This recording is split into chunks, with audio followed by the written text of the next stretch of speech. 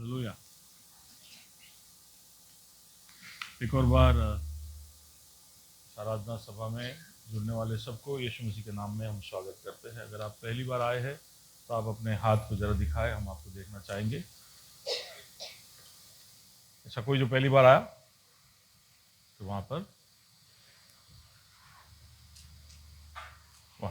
क्या आइए तालियों के साथ हम स्वागत करें। आमीन। Praise the Lord.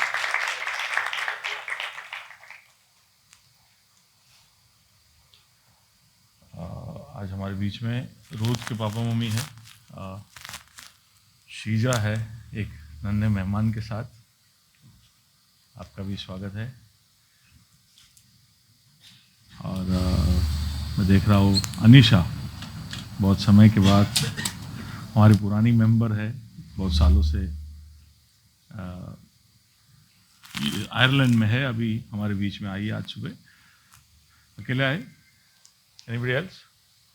Okay. How are you? Zen? Good. Okay. Hi, Bible आयत उठाए, हम घोषणा करने जा रहे। ये मेरा बाइबल है, ये प्रभु का प्रेरित वचन है, ये जीवित है, ये प्रबल है, ये चोखे धार से काटता है, ये गहराई तक छेदता है, ये मेरे भावनाओं को परखता है, ये मेरे विचारों को जांचता है। ये उपदेश के लिए, समझाने के लिए, सुधारने के लिए, शिक्षा के लिए लाभदायक है। ये मेरे वार का हथियार है, ये मेरे बचाव का रहस्य, ये मेरे पाँव के लिए दीपक है, ये मेरी राह के लिए उजियाला है। इसने दिखाया कि मैं क्या था, याद कराता है कि मैं क्या, ये बताता है कि मैं क्या बनूंगा। मैं इसकी ताजगी के लिए तत्पर हूँ, मैं इसके छुटकारे के लिए बेताब हूँ, मैं इसे सुनने के लिए तैयार हूँ। हमारा खुदावन हमेशा हमेशा हमेशा हमेशा महिमा पाए, फजल और इत्मीनान हम पाए। आमीन आमीन। रोमिल सिस्टर, रोमिल की बहन आइए। Okay, you are welcome to.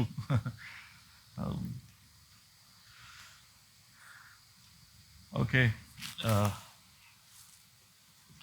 थोड़ा और मेरे को स्टेज पे। राजा का साल, थोड़ा और प्लीज, कांट हियर मी। राजा का साल हम मना रहे हैं, हम सुन रहे हैं, हम उस बात की ओर गौर करते हुए आगे बढ़ते जा रहे हैं। देख रहे हैं कि प्रभु को सिर्फ हम एक उद्धारकर्ता या एक अच्छा सिखाने वाला या चंगाई करने वाला या छुटकारा देने वाला, ये सबसे बढ़कर हम उसको उसके सही मायने में उसको हम देख पाए, उसको समझे और उसके अनुसार हमारे जीवन में हम प्रतिक्रियाएं करें। तो ये हम देखते आ रहे हैं। और इस अनुसंधान में हमने कई सारी बातें पिछले हफ्तों में देखी कि अगर वो राजा है तो कैसे हमारा सबसे पहला प्रतिक्रिया उसकी तरफ का अधीनता का होना चाहिए, हम उसकी तरफ अधीन हो जाए। अगर हम अधीन है तो सिर्फ एक बार या एक रविवार या एक कोई खास दिन में अधीनता को ना दिखाए, हम निरंतर उस अधीनता को हमारे जीवन में दिखाने वाले बने। तो जब हम ऐसा करते हैं तो उसको हम क्या बोलते हैं? क्या बोलते हैं? निष्ठा बोलते हैं। निरंतर अधीनता अपने जीवन में प्रभु के सामने हम दिखाते रहेंगे तो हम उसको निष्ठा कहेंगे। तो हमारे जीवन में निष्ठा प्रभु की तरफ दिखाना जरूरी है। इंग्लिश में शब्द है एलिजियंस। तो आप ध्यान रखना, मैं ये बार बार दोहराता इसलिए हूँ क्योंकि हम एक सीक्वेंस में चीज़ों को समझने की कोशिश कर रहे हैं कि प्रभु की तरफ, राजा की तरफ की हमारी प्रतिक्रिया अधीनता के द्वारा हम निष्ठा की तरफ लेकर जाए। हम हमेशा उसके तरफ एलिजियंस दिखाने वाले, हम उसके तरफ निष्ठा दिखाने वाले बने। लेकिन जैसे हम निष्ठा दिखाते हैं तो एक दूसरी सच्चाई जो खुल जाती है वो ये है कि हम जब प्रभु की तरफ हमारी निष्ठा को दिखाते हैं तो उसका मतलब है कि और कहीं जहां पर हमारी निष्ठा थी वहां से हम उसको फेर कर प्रभु की तरफ लेकर आ रहे। तो जहां हमारी निष्ठा थी वहां जो भी स्वामी था, जो भी प्रभु था, वो हमारी तरफ आक्रामक रवैया अपनाता है। बाइबल हमें उसका खुलासा करता है कि शत्रु, तुम्हारा शत्रु जो शैतान है, जो बैरी है, वो तुम्हारे उस निर्णय से खुश नहीं और इसलिए वो तुम पर तरह तरह के आक्रमण करते रहेगा और इसलिए ज़रूरी हो जाता है कि इस जीवन के दरमियान हम प्रभु की ओर से सुरक्षा निरंतर पाते रहे। तो हम जब निष्ठा बदलते हैं तो एक चीज जो प्रभु हमारी तरफ तुरंत बढ़ाकर देता है, केवल हमको उद्धार नहीं देता, केवल हमको छुटकारा नहीं देता, केवल हमको आशा से भरता नहीं, केवल हमको एक दिशा दिखाकर उस दिशा में आगे बढ़ने को बोलता नहीं, लेकिन प्रभु अपनी ओर से सुरक्षा भी हमें प्रदान करता है। वो जानता है कि हमें इस सुरक्षा की जरूरत होगी। और अलग अलग गवाहियां हम सब के जीवनों में है कि इस सुरक्षा का हमने लाभ उठाया है। प्रभु ने किस तरह से हमें सुरक्षित रखा, हमें किस तरह से रोगों से चंगाई दी, हमें अकस्मात से बचाया, बीमारी या कोई भी तरह के अनहोनी से हमें किस तरह से प्रभु ने बचाया। हम सब के पास सैकड़ों कहानियां हैं। ये सब देखते हुए हम इस सवाल पर पहुंचे कि अगर हमको प्रभु ने बचाया है, अगर प्रभु ने आपके जीवन में गवाहियां दी है, प्रभु ने आपके जीवन में एक कारण दिया है कि आप खड़े होकर उसकी सुरक्षा के गवाह बनो, तो उसके पीछे का कारण क्या है? प्रभु ने क्यों हमको बचाया? क्योंकि प्रभु का वचन ये भी कहता है कि हम राजदूत हैं, हम उसके प्रतिनिधि हैं। तो अगर हम उसके प्रतिनिधि हैं और हम पर हमला होता है तो प्रभु को हमें बचा लेना चाहिए, वहां से हटा लेना चाहिए। लेकिन प्रभु हमको इस दुनिया में ही रखता है, हमें बचाता है, वापस वही समस्याओं के बीच में भेजता है, वही रोगों के बीच में भेजता है, वही चुनौतियों के बीच में भेजता है, वही परेशानियों को झेलने के लिए वापस वो हमें भेजता है। तो क्यों प्रभु ऐसा करता है? क्यों हमें इन परेशानियों से हमेशा के लिए मुक्त और आजाद नहीं कर लेता? उसका तो यही ध्येय होना चाहिए कि इंसान पाप से मन फिराए और उसकी तरफ मुड़े, और जैसे ही मुड़ जाए उसको उठा लो, उसको अपने तरफ ले लो, क्योंकि इंसान को बचाने ही तो प्रभु आया था। तो जैसे ही हम मुड़ जाते हैं तो हमारा बचाव हो गया, हमें उसके पास पहुंच जाना चाहिए। लेकिन ऐसा नहीं है, हमें बचाता है और वापस वो संसार में भेजता है कि जाओ जाओ और तुम मेरे गवाह बनो, जाओ और इस सत्य को तुम्हारे जीवन में जियो, मैंने जो तुम्हें सिखाया है वो तुम जी कर दिखाओ। तो ऐसे एक अजीबोगरीब चुनौती में वो असमंजस में हमको डाल देता है। उसके पीछे का कारण यह है, वो तभी वो करता है क्योंकि उसका एक उद्देश्य है। उसने हमें बचा लिया, वो उद्देश्य पूरा हो गया, अब उसका हमसे एक उद्देश्य है। पहला उसका हम में एक उद्देश्य था, वो हमें बचाना चाहता था। वो उद्देश्य जैसे ही पूरा हो जाता है तो तुरंत ही वो हमसे सहकार या सहयोग कर चाहता है और हमसे अब वो एक उद्देश्य रखता है, हम कुछ करें इस दुनिया में, वो चाहता है। तो उन उद्देश्यों की तरफ हम देखते जा रहे थे तो हमने देखा कि 7 अलग अलग है बड़े हेडिंग जिसमें हम प्रभु के उद्देश्य को समझ सकते हैं।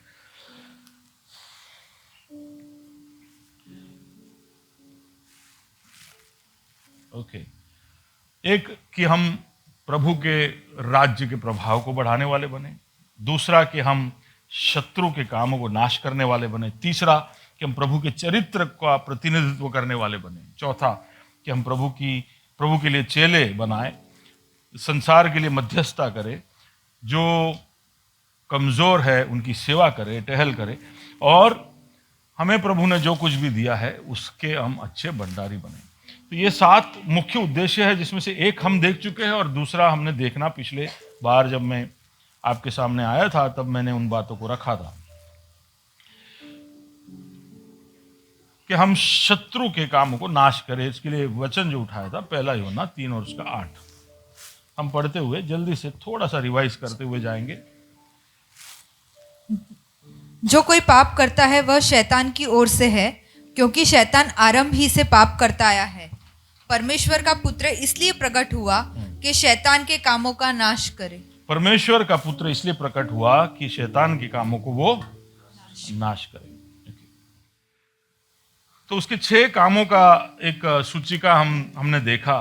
6 तरह से प्रभु शैतान हमारे बीच में काम करता है, इंसानों के बीच में काम करता है।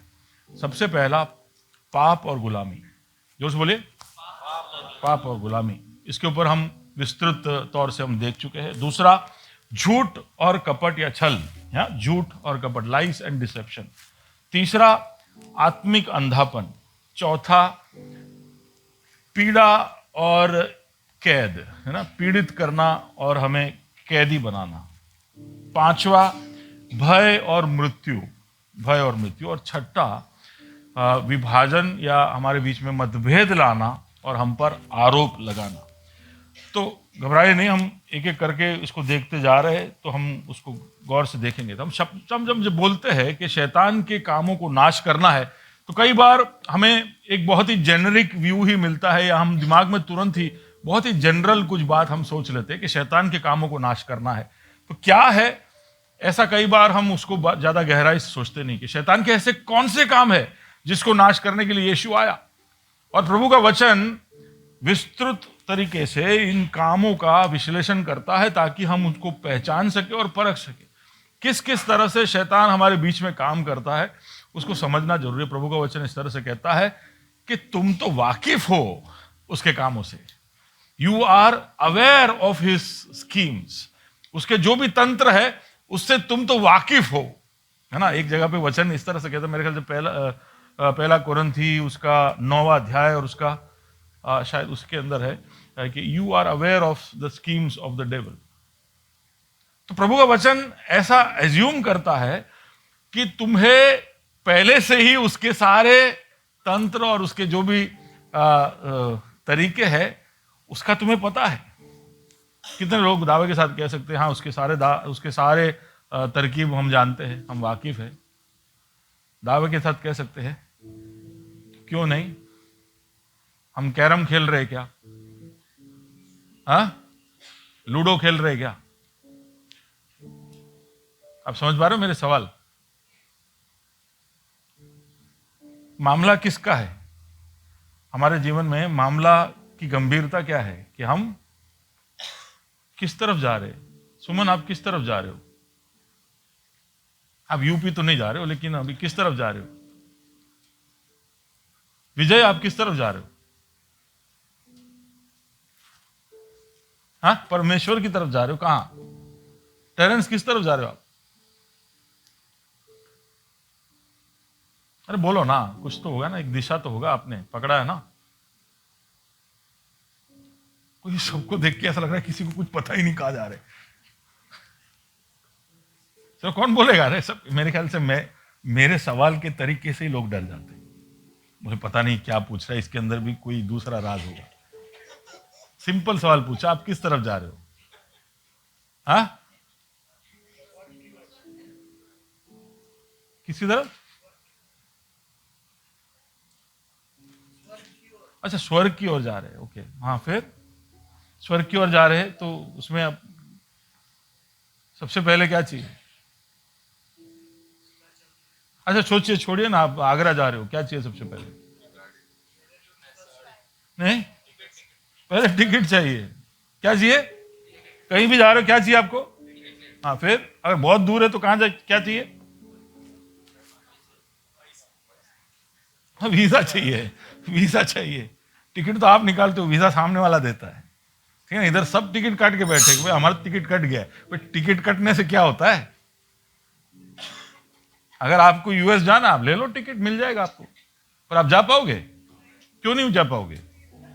क्योंकि वीजा नहीं मिला है। बहुत लोग टिकट काट के बैठे हैं। बोलते भी है ना, स्वर्ग का टिकट है हमारे पास, तो उससे क्या हुआ? देखने की जरूरत है कि वीजा है कि नहीं। अब हो मेरे साथ? कितने लोग कहते हैं मेरे पास है वीजा? कुछ 5-6 लोग के पास तो है, चलो अच्छी बात है। सब सोच रहे ग्रेस फेलोशिप में ग्रेस बहुत मिलने वाला है। हाँ, क्या हो गया? नहीं, कहां जा रहे हो आप लोग? आप लोग को वीजा नहीं कटा है आपका? कितनों का वीजा कटा है? अरे विश्वास से तो बोले कट गया, कट चुका होगा। नहीं कटा वीजा?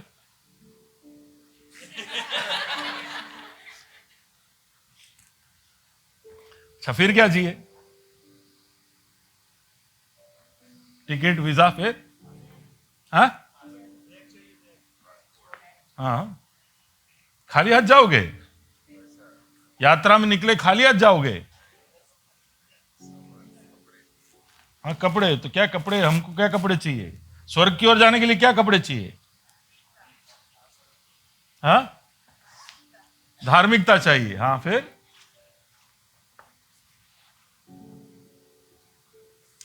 हाँ, पवित्रता चाहिए। और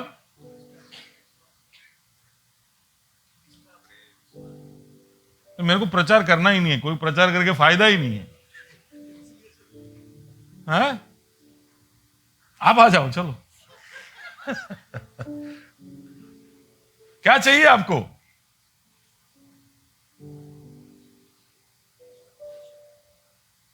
अरे कपड़े की जगह क्या चाहिए? आकांक्षा क्या चाहिए?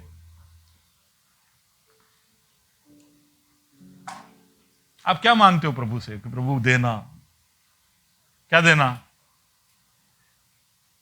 पापों की क्षमा देना, फिर? तब तो वीजा कटा, ओके, फिर क्या चाहिए आपको रोज? अभिषेक चाहिए, ठीक है। उससे पहले क्या चाहिए? अनुग्रह चाहिए। सबसे पहले अनुग्रह चाहिए हमको, सबसे पहले अनुग्रह चाहिए, ठीक है। रोज अनुग्रह चाहिए, फिर अनुग्रह यानी ग्रेस चाहिए, फिर हाँ वो तो है, इसलिए तो वीजा कटा है। हाँ, फिर खाना चाहिए, रोज खाना चाहिए, ओके, मिल जाएगा। प्रभु ने कहा है कि रोज की रोटी मैं तुम्हें, पर मांग लेना। मांगेगा नहीं तो? मांगने को बोला है, प्रार्थना में लिखा है कि मांग लेना।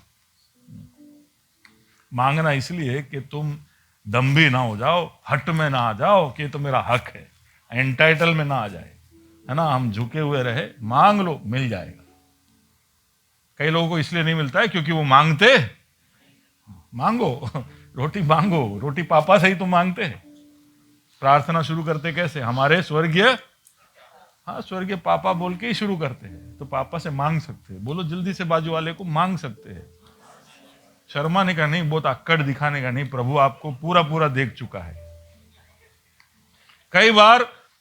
कई बार हमको मांगने में लज्जा महसूस होती है, या हमको ऐसा लगता है कि क्यों हम प्रभु को परेशान करें, ऐसी सब बातें क्यों हम प्रभु से मांगे। प्रभु ने कहा, पौल हमको याद दिलाता है कि प्रभु के सामने हम कोई भी तरह की रिक्वेस्ट को लेके आए, ऑल काइंड्स ऑफ, बोलिए ऑल काइंड्स ऑफ रिक्वेस्ट, हर तरह की बातें हम प्रभु से मांग सकते हैं। या तो गो टू हिम, फिर कुछ ये सब पैक किया, फिर क्या चाहिए? फिर क्या चाहिए? अगर आप जा रहे हो आगरा, अब और क्या चाहिए? हाँ, टाइम पे उबर चाहिए।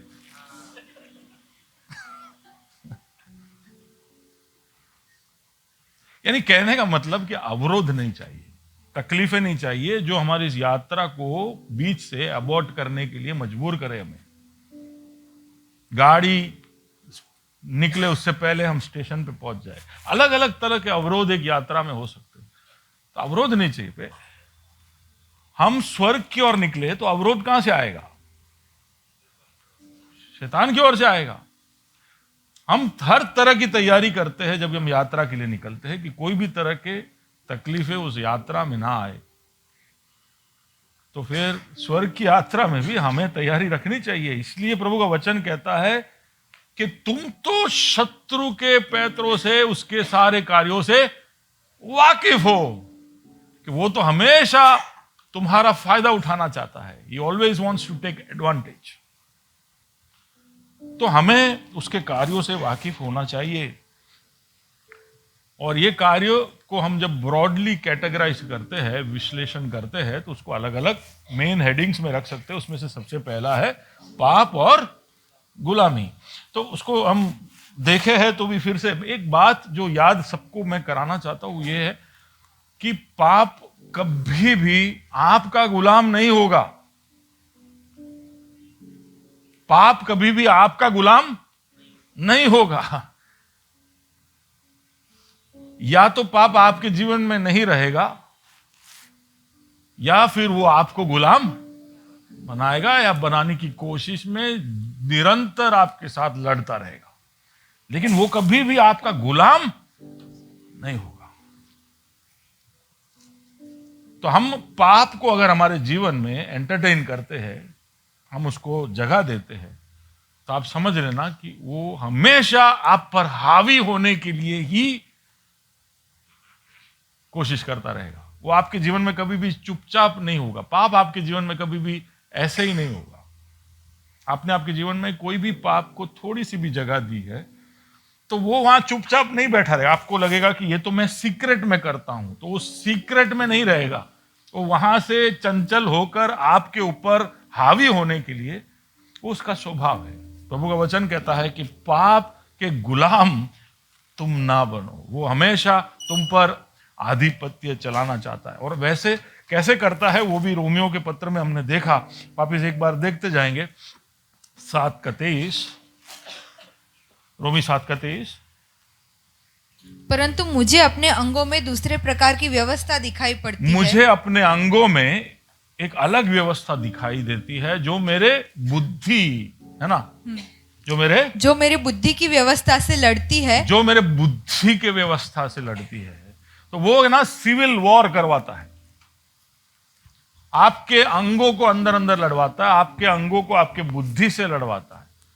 वो आपको, आपके सिस्टम को करप्ट करता है, ताकि आप अंदर से ही खोखले हो जाओ। तो पाप का ये काम है, ये शैतान का काम है कि धीरे से, और पाप कभी भी पाप जैसा दिखता नहीं। पाप हमेशा वो वाला कड़वा दवा है जिसके ऊपर शुगर कोटिंग लगा है।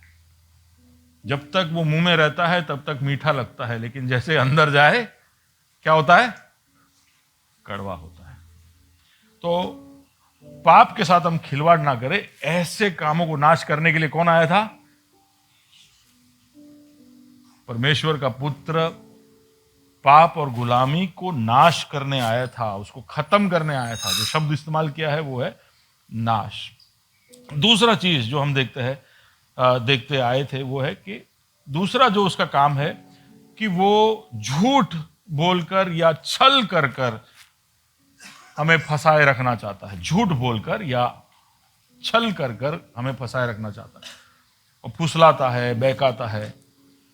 वो हमारे अंदर एक सोच डाल देता है, और उस सोच को फिर वो एक, जिसको भावना कहते हैं, उसको फिर वो कल्पना में बदलता है, कल्पना को फिर वो गढ़ में बदलता है, और धीरे से हमको हमारे रास्ते से भटकाने की कोशिश करता है।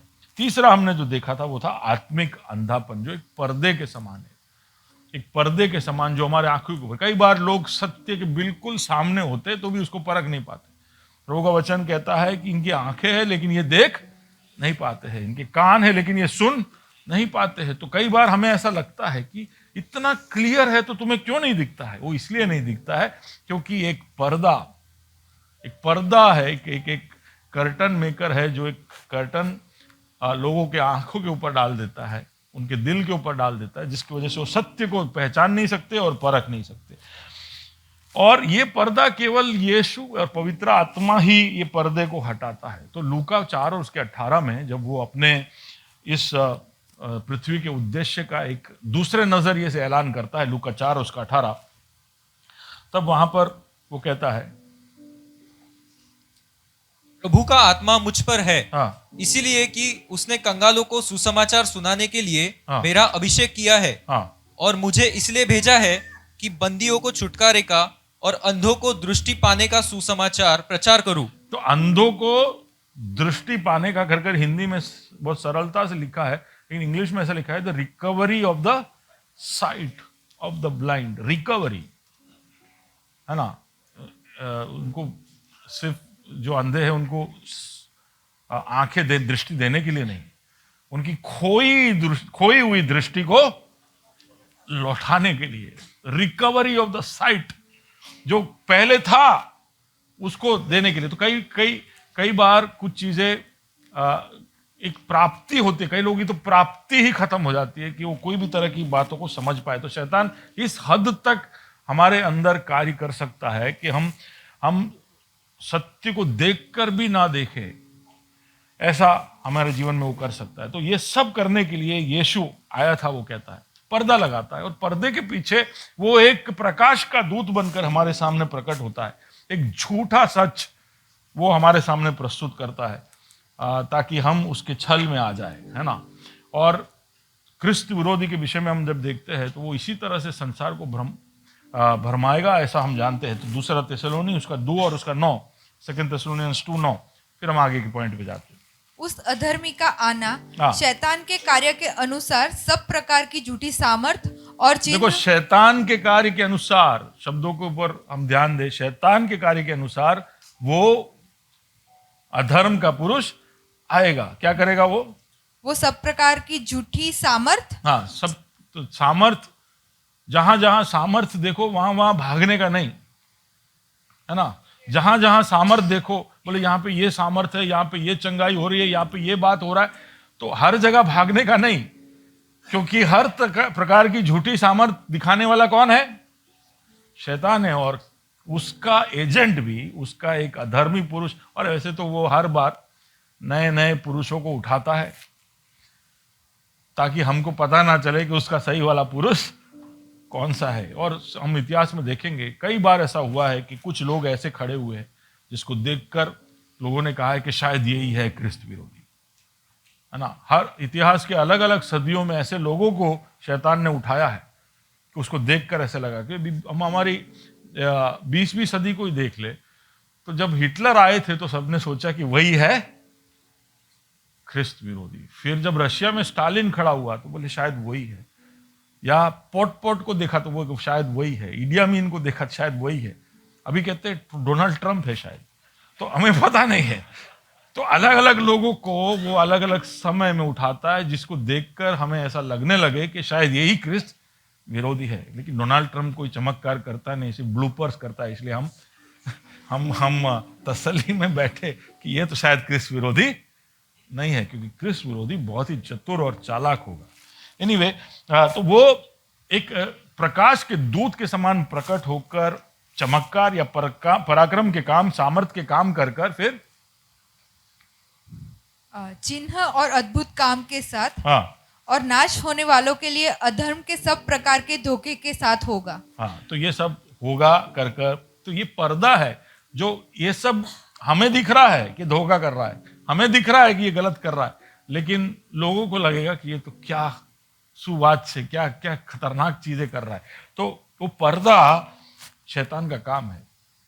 तो हम जब एक तरफ इस तरह देख रहे थे कि हमको प्रभु के राज्य के प्रभाव को बढ़ाना है, तो उसमें पाप के जक्कड़ को, उसके गुलामी को खत्म करने के लिए मेहनत करना होगा, उसके झूठ और छल के सामने खड़ा होना पड़ेगा, और सत्य को एक काउंटर के तरह रखना पड़ेगा। तीसरा कि एक पर्दा है, तो ये पर्दा हटने के लिए भी मेहनत करना पड़ेगा। उसका मतलब है कि प्रभु की मदद लेते हुए हमें ये सब प्रभु, अगर हम चाहते हैं कि प्रभु के राज्य का बढ़ोतरी हो, एडवांसमेंट हो, जो पहला पर्पस था कि प्रभु ने हमको क्यों रखा है, क्योंकि हम प्रभु के राज्य के प्रभाव को बढ़ाए, तो ये सब अवरोध आने वाला है। शैतान के काम आपके सामने आएंगे, आपके रास्ते में आएंगे। तो ये पर्दों को हटाने के लिए भी तो आपको सोचना चाहिए कि हाँ, ऐसा भी है। तो अगर आपके घर में ऐसे लोग हैं, आपके परिवार में ऐसे लोग हैं, आपके दोस्त हैं जिनको आप कई बार आपकी गवाही दे चुके हो, आप सुसमाचार सुना चुके हो, आपने बाइबल खोलकर उनको सत्य बता दिया है, किस तरह से उनके आस्थाओं में कहां कहां पर कमजोरी है वो दिखा दिया है, लेकिन इतना सब सुनाने के बाद भी, बोलने के बाद भी, कई बार उसने अंगीकार भी किया है कि भैया तू जो बोल रहा है उसमें दम है, लेकिन फिर भी अगर उसकी आंखें नहीं खुल रही है, फिर भी अगर वो मानने को तैयार नहीं है, तो उसके पीछे कारण क्या है? कि जब आप आते हो और बोलते हो तो पर्दा खुल जाता है थोड़ी देर के लिए, लेकिन आप चले जाते हो तो पर्दा वापस। ऐसा हुआ है कई बार कि आपने किसी को सुनाया और वो 2 घंटे में ऐसा लगा कि ये कल बपतिस्मा लेगा, फिर उस दिन रात को वो बोलता है कि पण हमारा में भी आउच है। सुना है ऐसा? हाँ, सब एक ही है ऐसा। तब वो कुछ बोलता नहीं, पर बाद में हम डिप्रेशन में चले जाते हैं कि भाई ये क्या हो गया, है ना। मैं तो कभी पास्टर को बोलने वाला था कि successful, because the well is very powerful, है ना। तो ये है शैतान का काम। ओके, चौथा जो काम जो हम बाइबल के अंदर देखते हैं वो है कि वो जो पीड़ित करता है हमको, पीड़ित। तो एक्ट चैप्टर 10 वर्स 38 में परमेश्वर ने किस रीति से यीशु नासरी को पवित्र आत्मा और सामर्थ से अभिषेक किया, वह भलाई करता और सबको जो शैतान के सताए हुए थे अच्छा करता फिरा, क्योंकि परमेश्वर उसके साथ था। तो शैतान के जो सताए हुए थे, जो पीड़ित थे, उनको वो बचाता हुआ फिरा। तो यीशु का इंट्रोडक्शन जब प्रेरितों के कृत्य में किया जा रहा है, तब याद कर रहे हैं कि जो सताए हुए थे, जो पीड़ित थे, उनकी तरफ। तो यीशु ने जब ऐलान किया लूका 4 के अंदर भी, तभी उसने कहा to bind the wounds of broken hearted man, open wide prison doors. तो वो जो पूरा स्टेटमेंट जो है उसके अंदर भी कैसे सताए हुए पीड़ित लोगों को यीशु छुटकारा देने आया था, ऐसा हम देखते हैं। तो ये शैतान का काम है कि हमेशा हमें पीड़ित रखना, हमेशा हमें सताते रहना, हमेशा कोई ना कोई न्यूसेंस वैल्यू क्रिएट कर कर हमें परेशान करते रहना, हमें कभी भी शांति ना देना। हम अभी एक कोई चीज से परेशान है, हम चाहते प्रभु हमको इससे बाहर निकाल, और प्रभु हमें निकालता है और अगले दिन दूसरा कुछ आ जाता है, अगले दिन हम दूसरे कारण से परेशान हैं। कितनों की कहानी है? अरे बाकी लोग मिल के जाना है आपके अंदर शालों में। जब तक आप जिंदा रहोगे आप एक न्यूसेंस से दूसरे न्यूसेंस में जंप करते जाओगे, आप एक परेशानी से दूसरे परेशानी में जंप करते जाओगे। और प्रभु उसी तरह हमारा परीक्षा लेता है कि हमारे अंदर धीरज हुआ कि नहीं, हमारा आशा बुलंद है कि नहीं, हम प्रभु पर भरोसा रखते हैं कि नहीं। हम एक परेशानी से दूसरे परेशानी, हम परेशानियों से मुक्त होना चाहते हैं, जैसे संसार के सारे लोग मुक्त होना चाहते हैं, हम मुक्त होना चाहते हैं। लेकिन वो मुक्ति जो हम चाहते हैं सच में, वो तभी पूरी तरह से हमें मिलेगा जब वो लौट कर आएगा। लेकिन उसका एक झलक, उसका एक स्वाद, उसका एक अनुभव हम यहां पर भी लेते लेते जा सकते हैं।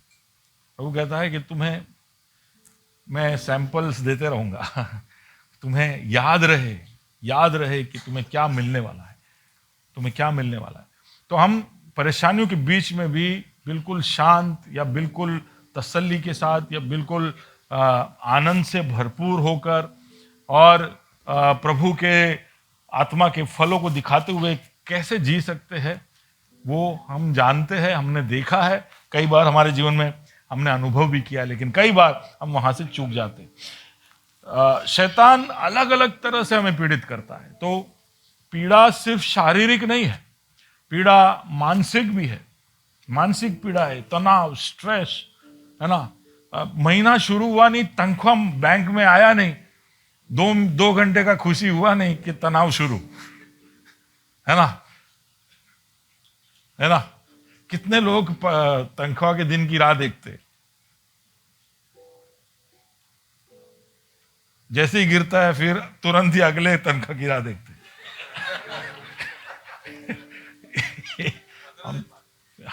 अच्छा है, अच्छा कंपनी है आपका, हाँ, पर फिर भी 15 दिन तनाव में रहते, 15 दिन तनाव।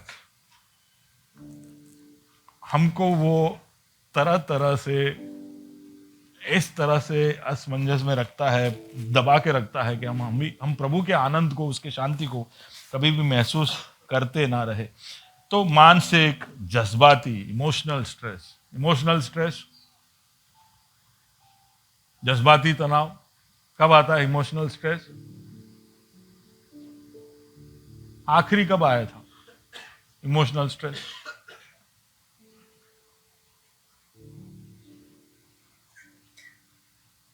आखिरी तनाव कब आया था? नहीं, आखिरी कब आया था? अभी आया, थोड़ी देर पहले। हाँ, देखिए कोई किसी ने ठीक से बात नहीं किया, गलत तरीके से बोला तो, हाँ, कितने लोगों को आज सुबह ही जज्बाती तनाव आया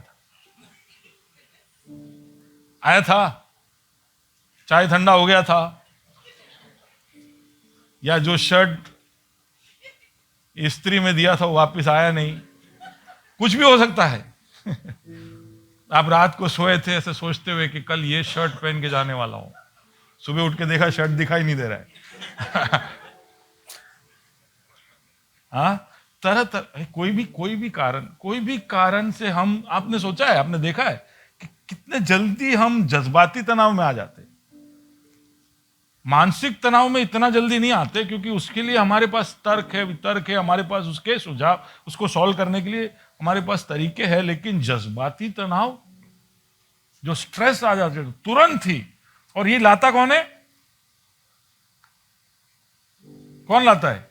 नहीं, परिवार के लोग, हमारे इर्द गिर्द जो लोग, वही तो लाते हैं जज्बाती तनाव। हमारे दोस्त, हमारे पड़ोसी लोग लाते हैं ये तनाव, है ना। जो जो जो मानसिक तनाव है वो गवर्नमेंट लेके आता है, या क्लाइमेट, मौसम लेके आता है, या जो भी हमारे चारों ओर हमारी कंपनियां, हमारे इकोनॉमिक मॉडल्स है, वो सब की वजह से मानसिक तनाव ज्यादातर उस तरह की चीजों से आ सकती है, या समझो कोई बनाव आपके ऊपर हुआ, कोई सरकमस्टेंस हो। लेकिन जज्बाती तनाव लाने वाले कौन है सबसे ज्यादा? ऑफ कोर्स मानसिक के पीछे पीछे जज्बाती आता है, लेकिन सीधा सीधा जज्बाती लाने वाले लोग हैं। और शैतान लोगों के द्वारा हमें हमेशा यहां पर भी सताए, पीड़ित रखना चाहता है। और फिर आत्मिक सताव जो हमारे आत्मा पर होता है, ठीक है, हमारे आत्मा के ऊपर, हमको, हमारे आत्मा को सिकुड़ देने वाले सताव, है ना। इसलिए तो भजन संहिता लिखने वाला 63 के 1 में कहता है कि मेरा, कैन यू रीड दैट, मेरा प्राण जैसे सूखे जमीन की तरह, कैसे? Psalm 63 verse 1।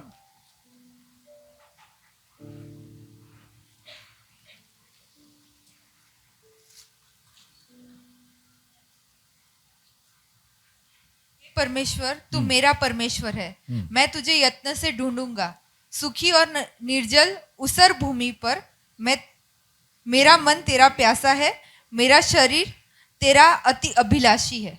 अभी थोड़ा प्यास के साथ पढ़ो। हे परमेश्वर, तू मेरा परमेश्वर है, मैं तुझे यत्न से ढूंढूंगा, सूखी और निर्जल ऊसर भूमि पर मेरा मन तेरा प्यासा है, मेरा शरीर तेरा अति अभिलाषी है। बिल्कुल सूखा देने वाला, है ना। हमारे अंदर ऐसा लगता है जैसे कुछ है ही नहीं। आराधना करने आए तो ऐसा लगता है सुगाय छे, ड्रम के माम भागे छे। तो ड्रम शुरुआत में डर गया एकदम से, क्या भाई, ढूम करके एकदम से शुरू हुआ। मैं बोला क्या हो गया, जिनिल है कि कौन है? मेरे को सच में वो लगा, वो नहीं, वो बॉम्बे वाला है, कफन बांध के आता है बेटा, क्या उसका नाम? हाँ, शिरोमणि। मेरे को लगा वही आ गया है। या आराधना करने बैठे हो, आपको ड्राई लग रहा है, ये भी एक सताव है। हम उसको सताव मानते नहीं, हम उसको मूड चेंज गिनते। बोले आज मूड नहीं भाई, आ सताव छे। तुम्हारा दिल, तुम्हारा प्राण जो है वो सूखे जमीन के जैसे महसूस कर रहा है। फर्क इतना ही है कि वहां पर वो कहता है, वापस पढ़ो, वहां पर वो क्या कहता है, दाऊद क्या कहता है? मैं तुझे यत्न से मैं यत्न कर रहा हूं। આપણે બસ બેસી જઈએ હવે, આપણે यत्न નથી કરવું, यत्न सैमुअल भाई करसे। वो थोड़ा और कॉर्ड वर्ड दे के हमको उठाएगा। आज मेरे ख्याल से आज म्यूजिक तो बहुत अच्छा हुआ, आज बहुत ही अच्छा एक प्रेजेंस के साथ वो लाने की कोशिश कर रहे थे, पर हम यत्न नहीं करेंगे। पर अगर सूखापन अंदर है तो आप समझ लेना कि सबसे पहले सूखापन को मिटाने से पहले आप समझ लेना ये सूखापन आया क्यों और कहां से, कौन लेके आता है। ये शैतान का काम है। तो सूखापन, आत्मिक सूखापन, जहां पर हमको प्रभु की बातों में कोई भी तरह की रुचि नहीं है। आप सुबह उठे तो आपको मन में पहला यही सोचा है, आजे नहीं जाऊं, आजे नहीं जाऊं। फिर शायद प्रभु का आत्मा ने शायद काम किया, इसलिए आप लोग यहाँ पे हो। हालेलुया। अरे मैं आपके लिए अच्छा बोल रहा हूं कि आत्मा ने आपके अंदर काम किया, ऐसा उसमें भी हालेलुया नहीं हो रहा है। हालेलुया नहीं, हूं तुम्हारा मर्जी थी आयो छू, आत्मा ने कोई काम नहीं, ऐसा कोई है इधर? हाँ, आत्मिक सूखापन है ना, तो वो भी एक सताव है। ठीक है, तो शारीरिक है, जज्बाती है, मानसिक है, आत्मिक है। फिर सामाजिक है, एक सामाजिक सताव जिसको अब हम महसूस कर रहे हैं, है ना। तो कितने लोग घर भाड़े लेने गए, ऑलमोस्ट सब फिक्स हो गया और फिर कैंसिल हो गया।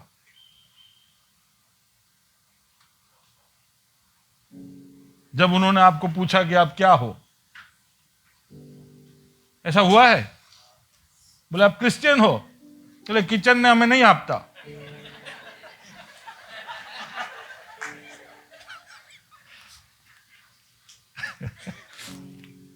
इसलिए हम लोगों को सिर्फ हमको 1 BH मिल जाए तो भी ले लेना चाहिए, क्योंकि के तो हम है। नहीं, छोड़िए छोड़िए छोड़िए, कैंसिल कर देना।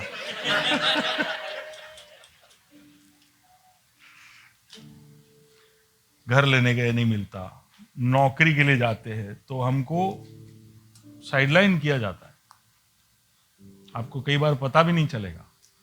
यह सामाजिक सताव है कि कैसे भी कर कर इनको अकेला कर दो। सोसाइटी में फंक्शन हो रहा है लेकिन आपको बुलाया नहीं जा रहा, जानबूझकर वे हमने ना बोला होता, कारण कि ये लोग का अंडा खाए छे।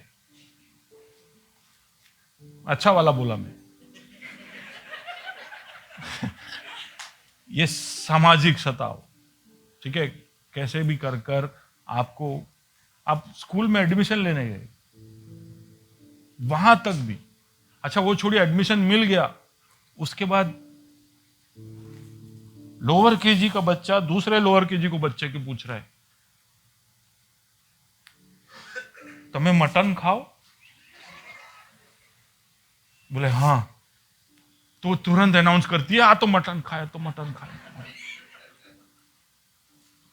सामाजिक तनाव और सताव कहां से शुरू हो रहा है? कहां शुरू हो रहा है? लोअर केजी से। तरह तरह के ये सब किसके काम है? इंसान को इंसान से विभाजित करने का काम किसका है? और उसमें सहयोग कौन देता है? हाँ जल्दी मान जाइए, हम तो मतलब नहीं, उसका असिस्टेंट, ऐसा नहीं बोलना, आप ही देते हैं, हम ही देते हैं, हम ही उसका सहकार कर कर हम एक दूसरे से। तो सामाजिक मार्जिनलाइजेशन, और फिर जो सच में जो अटैक, जो हिंसा हमारे तरफ होता है, वो भी एक सताव है, जो परसिक्यूशन हम जो बोलते हैं। और तरह तरह के प्रेशर जो शायद घर से आ सकता है, आपके परिवारजनों से आ सकता है ना। तो ये सब है जो सताव जो हम पर आता है। लूका 13 और उसके 16 में एक औरत के विषय में इस तरह से लिखा है। तो क्या उचित ना था कि उससे यह पहले जरा पढ़े, वो एक दो वर्ष पहले, जहां पर उसका पहचान किया जाए। 18 साल से जो झुकी हुई औरत है। हाँ। वहां एक स्त्री थी हाँ। जिसे 18 वर्ष से एक दुर्बल करने वाली दुष्टात्मा लगी थी, और वह कुबड़ी हो गई थी और किसी रीति से सीधी नहीं हो सकती थी। तो कुबड़ी हो गई यानी झुक गई, टेढ़ी मेढ़ी हो गई। क्या था उसको, क्या कारण क्या था उसका? एक दुष्ट आत्मा ने। तो दुष्ट आत्मा ऐसा सब कर सकता है, आपके शरीर के शेप को बदल सकता है, ठीक है। अब एक दूसरे के शेप को देखो जल्दी से। शेप ठीक है ना?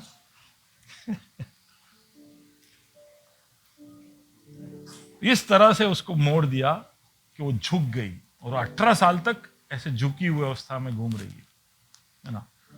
क्या लिखा आगे? यीशु ने उसे देखकर बुलाया और कहा, हे नारी, तू अपनी दुर्बलता से छूट गई। तब उसने उस पर हाथ रखे और वह तुरंत सीधी हो गई और परमेश्वर की बड़ाई तो करने वर्स लगी। 16 क्या था? तो क्या उचित ना था तो उचित ना था कि यह स्त्री हाँ। जो अब्राहम की बेटी है, अब्राहम की बेटी है, जिसे शैतान ने 18 वर्ष से बांध रखा था, सबके दिन इस बंधन से छुड़ाई जाती। तो ये ऐसे बंधन में फंसी हुई है 18 साल से, कि अब वो ये बंधन ऐसा है कि उसके पास, उसको जैसे कैदी बना दिया, उसको कैप्टिविटी में आ गई। उसके पास अब उस दायरे बन गए, उसके लाइफ में दायरे बन गए, बाउंड्री बना दिया। अब उसके बाहर वो नहीं जा सकते। जैसे वो पक्षपाती है जो 4 दोस्त उसको लेके आते हैं, ठीक है, उसका बाउंड्री बन गया। उसका बाउंड्री बहुत फिजिकली डिफाइंड है कि भाई वो चारपाई जो है उसके ऊपर से वो हट नहीं सकता है, या उसके घर में जो खाट है उसके आर पार वो जा नहीं सकता, इसके बस वहीं पे उसको सीमित है। सताव का एक बहुत ही गहरा गंभीर रूप है ये, जहां पर उसने आपको सीमित कर दिया। अब ये शारीरिक रूप से भी हो सकता है, आपके जीवन में भी आप सोच के देखिए कि अगर उसने कहीं पर भी आपको कैदी जैसा महसूस करा दिया कि अब मेरे जीवन में इसके आगे कुछ नहीं, अब मैं इधर कुछ इससे बढ़ ही नहीं पा रहा हूं। हो सकता है आपने नौकरियां बदलने की कोशिश की हो, बट ये दायरे के बाहर आप जा नहीं पा रहे हो, या आपने कोई नए नए बिजनेस शुरू करने की कोशिश की हो, आप वो दायरे के बाहर जा नहीं पा रहे हो। आप सालों से कोशिश कर रहे हो, लेकिन आपके अर्थव्यवस्था या आपके आर्थिक परिस्थिति में कोई भी बदलाव नहीं आ रहा है। आपको ऐसा लग रहा है जैसे आप वहीं पर हो जहां 5 साल पहले थे, वहीं पर हो आप जहां 10 साल पहले थे। तो दैट इज कैप्टिविटी। हम सोचते हैं कि हम आजाद घूम रहे, हम जेल में थोड़ी है, हम जेल में नहीं, हम तो घूम रहे फिर रहे। लेकिन आप परख के देखिए खुद की हालत को, क्या आप कोई दायरे में सीमित हो जहां से आप निकल नहीं पा रहे हो? शायद 24 घंटों नहीं, लेकिन कभी कभी ये सोच आपको सताता है कि मेरे लाइफ में एक ब्रेक थ्रू क्यों नहीं हो रहा है, इस परिस्थिति से मैं निकल क्यों नहीं पा रहा हूं। अलग अलग तरह से हमें वो सीमित कर देता है। कई लोगों को वो इतने छोटे दायरे में ला देता है कि उनके दिमाग में ये सोच आता है कि I have seen the end game. ये अब इससे आगे मेरे कहानी में अब कुछ आने वाला नहीं है, ये मेरे लाइफ का लास्ट सीन है। जब ऐसा सोच आ जाता है ना, तब वो सोचने लगते हैं कि अब मैं मेरे जीवन को क्या कर दूं, खत्म कर, कि ये मेरा लास्ट सीन है, बस इससे आगे कुछ है नहीं। ओके, यूहन्ना जब पतमोस में पहुंचा शायद, तो वहां पर अब वहां से निकलने का कोई रास्ता नहीं है। तो वो सोच सकता था कि मेरे लाइफ का लास्ट सीन है ये, अब कोई नया सीन आने वाला नहीं है, कोई नया लोकेशन आने वाला नहीं है, अब कुछ नया होने वाला नहीं है। वहां पे वो दी एंड कर सकता था, लेकिन हम जानते हैं कि वहां पर फिर उसको प्रकाशित वाक्य मिला। समझ रहे हो? तो मैंने एक एग्जाम्पल इसलिए लिया कि कई बार हम सोचते हैं कि हम भी पतमोस में पहुंच चुके हैं, कि ये लाइफ का लास्ट सीन है, अब इससे आगे कुछ है नहीं। कुछ लोग 18 साल में ऐसे सोचते हैं कि ये लाइफ का लास्ट सीन है, 10वीं का रिजल्ट है, 12वीं का रिजल्ट है कल कुछ लोग सोचेंगे आज लास्ट सीन है। नहीं, सॉरी, लास्ट सीन तब नहीं है। अब वो मेरे साथ, लास्ट सीन तब है जब आपका प्रभु कहेगा कि लास्ट सीन है। सुन रहे हो? आप इतने अक्लमंद नहीं हो कि आप समझ पाओ कि कहां पर आपका सीन कहां तक पहुंचा है। ठीक है? तो ये शत्रु का काम है कि आपको एक दायरा दिखाना और बता देना कि खत्म हो गया, दिस इज। जहां पे आपको लगता है, आप कहते हो इट इज डिफिकल्ट, शैतान मन में बोलता है इट इज इम्पॉसिबल। जहां आप बोलते हो कि आई हैव फेल्ड, तो शैतान बोलता है यू आर फिनिश्ड। समझ रहे हो? ऐसा सोच आया कभी? आपको ऐसा लगा कि यार ये चीज मेरे से अच्छा हुआ नहीं, तब कोई आके कान में बोलता है यार मेरे से प्रॉब्लम, मेरे लाइफ में ये प्रॉब्लम है, मेरे से प्रॉब्लम हो गया। बोले बॉस ये सब नहीं है, तू ही प्रॉब्लम है, यू आर द प्रॉब्लम। तो ऐसे जब जो सोच आते जहां पे आपको एंड गेम पे लाके खड़ा कर दे, दैट इज ऑपरेशन। क्या है?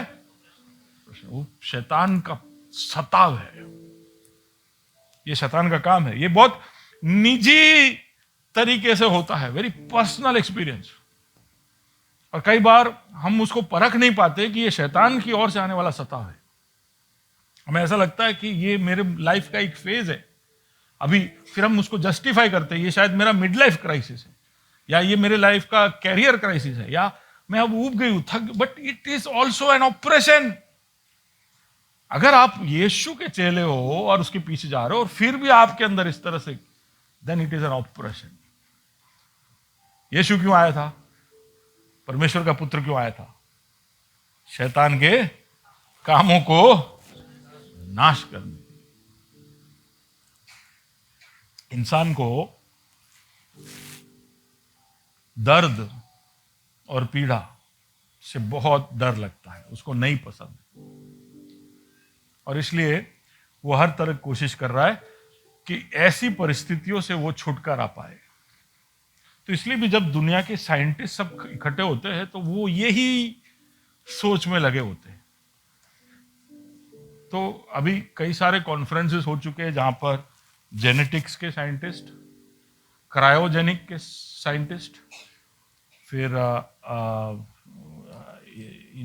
सॉफ्टवेयर और इलेक्ट्रॉनिक के साइंटिस्ट, ये सब मिलकर ऐसा कुछ सोच रहे हैं कि भी हम ऐसा कुछ डेवलप करें कि हमारा दर्द और हमारा सफरिंग हमेशा के लिए खत्म। इंसान एक ऐसे जगह पे पहुंचा है जहां पे उसको दर्द हो ही ना, उसको कोई भी तरह का परेशानी हो ही ना। कितने लोगों को पसंद है कि हाँ साइंस इतना डेवलप होना चाहिए कि हमें कभी कोई पेन और सफरिंग, कितने लोगों को पेन पसंद है? चलो नहीं पसंद है तो चला जाए तो हाँ खुश है, खुश है। और इंसान वही कोशिश कर, इंसान को नहीं पसंद है पेन।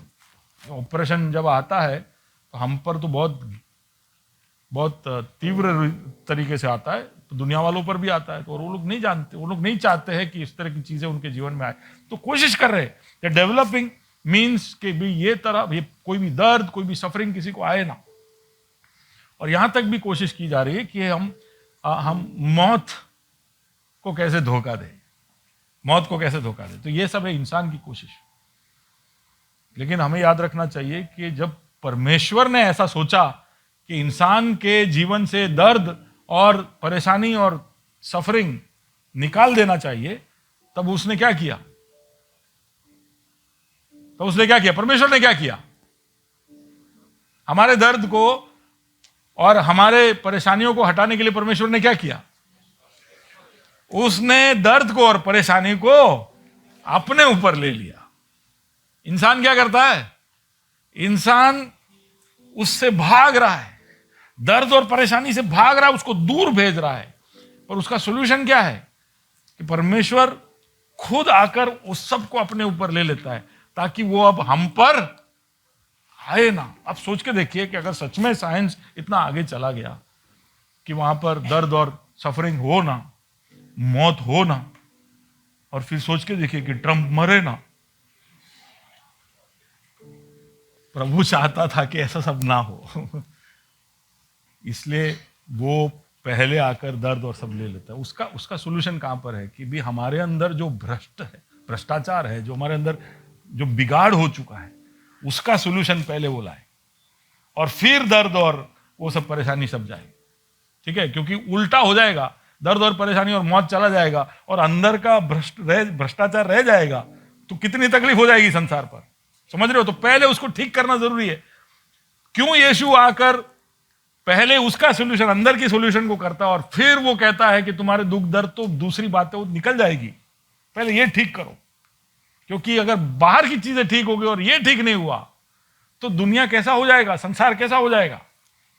तो शैतान के इन कामों को प्रभु ने नाश किया है। जो साइंस और टेक्नोलॉजी भविष्य में खत्म करना चाहता है, उसको परमेश्वर ने भूतकाल में खत्म कर दिया है।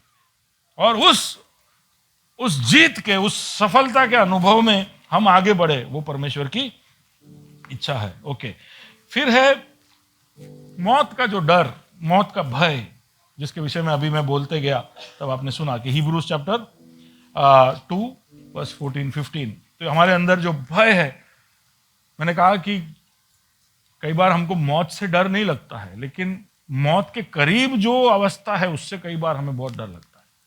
कि मौत अगर अचानक से आ जाए, हम क्या करें? हमको डरने का उसका मौका ही ना मिले शायद, है ना। पर हाँ, डरते हैं मौत से, लेकिन उससे ज्यादा मौत के करीब हम कहीं पहुंच जाए, उतना तक उसका डर शायद ज्यादा है। या हमारे कोई करीब के किसी को कोई मौत आ जाए, उसका डर ज्यादा है ना। तो हमारे पापा मम्मी को कुछ हो जाए, हमारे बच्चों को कुछ हो जाए, हमारे पति पत्नी को कुछ हो जाए, हमारे इर्द गिर्द जो लोग हैं उनको कुछ हो जाए, उसका शायद दर्द या डर हमें ज्यादा है। वो डर शैतान का एक हथियार है और उस डर का इस्तेमाल कर कर ही uses that fear to torment. इसलिए पहला यूहन्ना 4 उसका 18 जब पढ़ते हैं, 1 जॉन 4:18,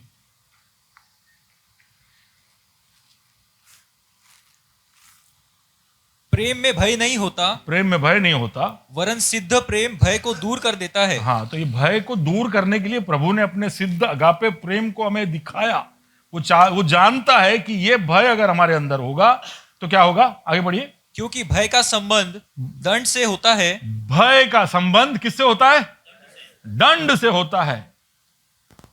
इंग्लिश में इस तरह से यूज किया है, the fear brings torment. Torment,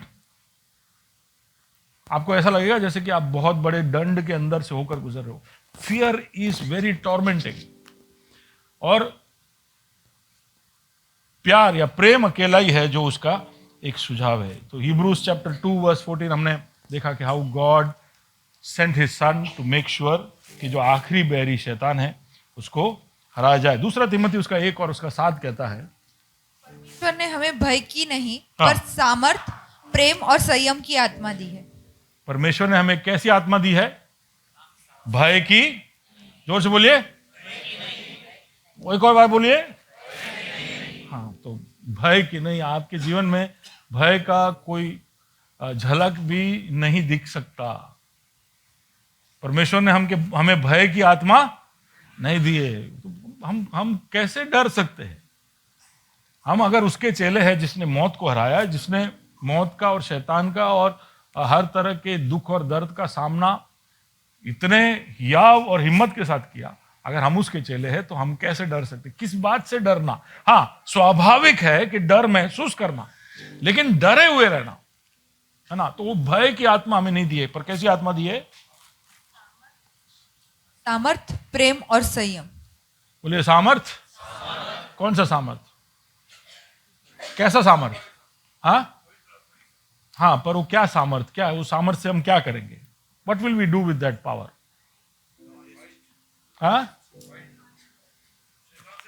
शैतान से लड़ने से बढ़कर कुछ भी करना, है ना। चीजों को करने नहीं, कई बार हम कर पाएंगे या नहीं, वहीं पर सवाल आके अटक जाता है। शैतान तो दूर है, कई बार हमारी क्षमताओं पर हमें शक हो जाता है, क्या मैं कर पाऊंगा? एग्जाम लिखने जाते तब डर रहते कि मैं क्या ये कर पाऊंगा। कोई भी चुनौती आती, can I do it? Can I over power it? Can I overwhelm it? कोई भी तरह की चुनौती आए, पहला सवाल खुद की क्षमता पर। कितनों को आता है? सच बोलिए कि मैं कर पाऊंगा या नहीं। We doubt it. That's when you have to remind yourself.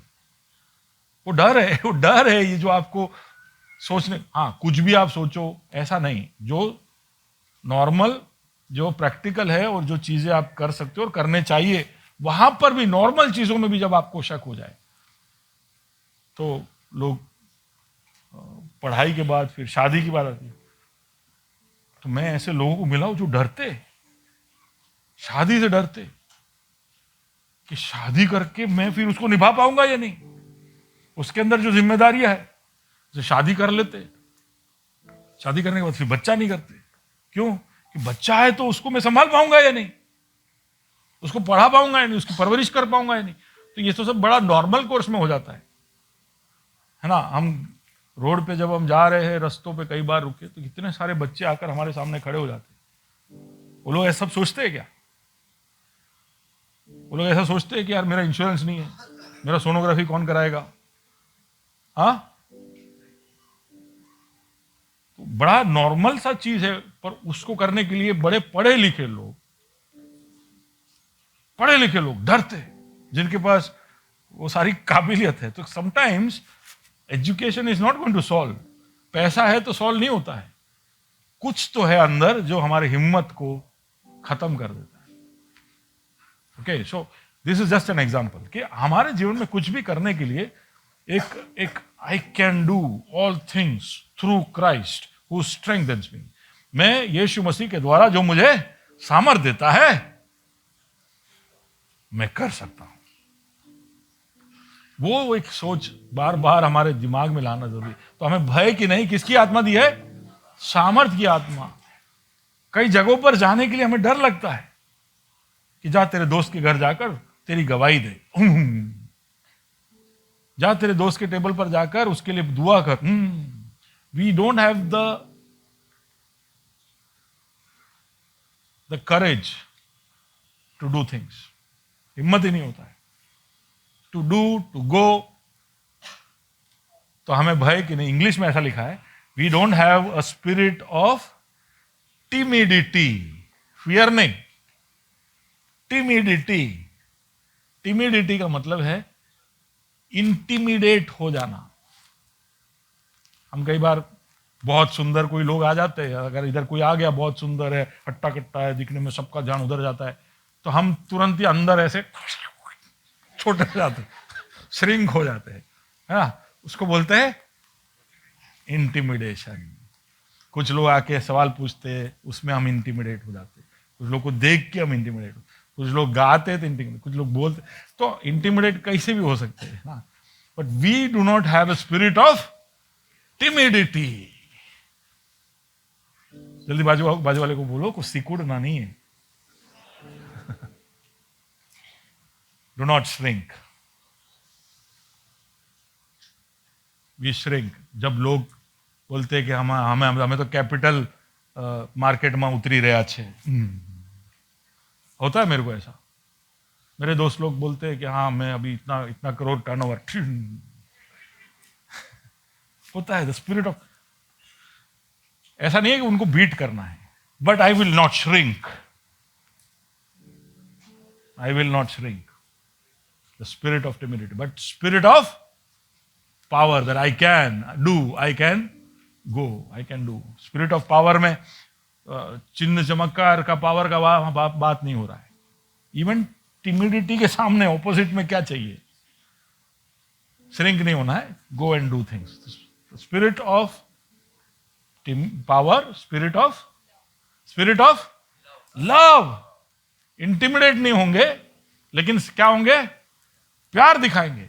हम किसी को देखकर हम छोटा महसूस नहीं करेंगे, हम उसकी वजह से क्रोधित नहीं हो जाएंगे, हम उसकी वजह से ऐसे जगह पर नहीं आ जाएंगे जहां पर हमें ईर्ष्या हो रही है या हमें जलन हो रहा है। लेकिन हम क्या करेंगे? वी हैव स्पिरिट ऑफ अगर कॉन्स्टेंटली आप ऐसे ऐसे जगह पर हो जहां पर आप क्राउड में मैं नहीं जाता। क्यों नहीं जाते? बोले यार ત્યાં જઈને મને બહુ જલન થાય છે, ત્યાં જઈને મને બહુ ઈર્ષા થાય છે, ત્યાં જઈને મને બહુ ગુસ્સો આવે છે। ये सब क्या है? क्या है ये? सताव है। क्या है ये? It is an operation, it is a scheme of the enemy, जहां पर वो आपको ऐसे जगह पर रख रहा है जहां पर you are showing this fears in your life. एक साये के जैसा है जो आपके ऊपर है। Spirit of power, spirit of love and spirit of self discipline लिखा है। साउंड माइंड, संयम। संयम इज कंट्रोल, सेल्फ कंट्रोल, लेकिन उसका इंग्लिश ट्रांसलेशन साउंड माइंड, यानी ऐसा दिमाग जो स्टेबल है, जो क्लियर है, क्लैरिटी है, कंफ्यूजन नहीं है, कोई भी चीज को लेकर डबल माइंड नहीं है, आप डिसीजन ही नहीं ले पा रहे हो, आप ना इधर ना उधर हो पा रहे हो। We have spirit of clarity. और मैं कई सारे लोगों को जानता हूं जो अपने लाइफ में डिसीजन ही नहीं ले पाते, वो हमेशा ऐसे फेंस पे ही होते, बीच में ही होते। But we have a spirit of sound mind which is stable and which is very very clear, है ना, उसमें क्लैरिटी है। ओके, तो ये शैतान के कामों के अंदर ये आता है। Last but not the least, कि वो हमारे अंदर फूट पैदा करता है। ये भी शैतान का काम है। हमको एक दूसरे से अलग करना, हमारे अंदर एक दूसरे के लिए नफरत या एक दूसरे के लिए क्रोध या माफ़ी ना देना, ये सब उसका काम है। ओके, वो और हम पर लांछन वो लगाता है। तो लांछन और फूट ये दोनों साथ में मैंने लिखा। Revelation chapter 12 verse 10। फिर मैंने स्वर्ग से यह बड़ा शब्द आते सुना, हाँ, अब हमारे परमेश्वर का उद्धार और सामर्थ और राज्य और उसके मसीह का अधिकार प्रकट हुआ है, क्योंकि हमारे भाइयों पर दोष लगाने वाला जो रात दिन हमारे परमेश्वर के सामने उन पर दोष लगाया करता था, गिरा दिया गया है। तो उसका नाम क्या है? दोष लगाने वाला ही नहीं है। मैं आज एकदम से रुक गया वहां पर और सोचने लगा कि सिर्फ दोष लगाने वाला नहीं, वहां पर ऐसा लिखा है भाइयों पर दोष लगाने वाला। सिर्फ दोष लगाने वाला नहीं है उसका title, the एक्यूजर of the brethren. वो इसलिए है कि वो जो ब्रेदरन नहीं है या प्रभु के लोग नहीं है, उसकी तरफ वो लांछन लगाने से कोई फर्क नहीं पड़ता है। समझे? जो मायने रखता है प्रभु की नजर में, उसके खिलाफ वो आरोप बनाए तो फर्क पड़ता है। जैसे कि आप मेरे को आकर कहो कि वो रोड में जाने वाला रास्ता है ना, वो बड़ा बेईमान है, तो मैं बोलूंगा मुझे क्या। पर आप मुझे बोलो कि आपकी बेटी बेईमान है, तो मुझे बहुत कुछ है। अब समझ पाए? वो रिश्ता आरोप को गंभीर बनाता है। तो शैतान अगर आप पर आरोप लगा रहा है तो समझ लेना कि रिश्ता मजबूत है। सुन रहे हो? उसके आरोपों को सुनकर आपको दिल हल्का करना नहीं, आपको हिम्मत पाना है या सीना चौड़ा करना है कि शैतान अगर मुझ पर आरोप लगा रहा है, कहीं से भी मुझ पर आरोप आ रहे हैं और वो सही नहीं है, सही है तो झुक जाना, लेकिन नहीं है तो आप समझ लेना कि वो इसलिए आ रहे हैं क्योंकि मेरा परमेश्वर के साथ का संबंध को वो देखता है। ठीक है? तो आरोपों से वो हमें कई बार बेहाल करता है। एफएसी 4 और उसके 26 और 27 में, क्रोध तो करो, क्रोध करो पर पाप मत करो। हाँ, सूर्य अस्त होने तक तुम्हारा क्रोध न रहे। तो ये सब रिश्तों के विषय में लिखा है कि रिश्तों में, इंसान के एक दूसरे के साथ के रिश्तों में कैसा होना चाहिए। तो क्रोध ना करो, ये मियाँ बीवी के लिए खास लागू होता है, लेकिन बाकियों के लिए भी होता है। कुछ लोग सोचते हैं कि ये सिर्फ शादी में लिखा, शादी के लिए लिखा है कि मियाँ बीवी। मैंने बहुत कपल्स को सुना है कि हम ना सूर्यास्त के पहले हम सॉल्व कर देते हैं। वो पड़ोसी के साथ जो किया उसका क्या, वो तो कितने सूर्यास्त हो गए। तो ये सबके लिए है, ठीक है ना? तो पति पत्नी क्योंकि रोज साथ में रहते हैं तो वो आप पे जल्दी से लागू होता है, लेकिन वो सब पे लागू होता है। ठीक है? हाँ, क्रोध ना करो, फिर और न शैतान को अवसर दो। हाँ, क्रोध ना करो और शैतान को अवसर। Can you read verse 27 also? और न शैतान को अवसर दो। वही है 27। Okay okay. तो शैतान को अवसर ना दो, क्योंकि वो अवसर ढूंढ रहा है। वो अवसर, देखो आप अपॉर्चुनिटीज ढूंढ रहे हो या नहीं ढूंढ रहे हो, आप अवसर ढूंढ रहे हो नहीं ढूंढ रहे हो। एक व्यक्ति है जो बहुत आशावादी है, जो बहुत ही आतुरता के साथ आपके जीवन में प्रवेश करने के लिए राह देख रहे हैं। तो आप कभी ऐसा मत बोलना मारामा कोई ने इंटरेस्ट न थी। छे भाई, वो इंटरेस्ट है। सुन रहे हो?